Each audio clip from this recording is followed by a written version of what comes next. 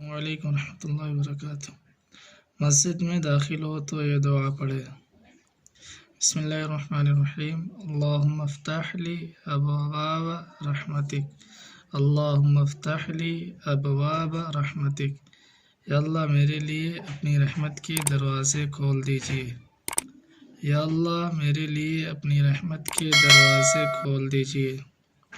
مسجد سے نکلے تو یہ دعا پڑھے، اللہم انی اسألک من فضلک، اللہم انی اسألک من فضلک۔ اے اللہ میں آپ سے آپ کے فضل کا سوال کرتا ہوں۔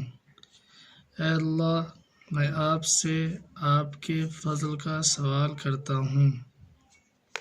السلام علیکم ورحمۃ اللہ وبرکاتہ۔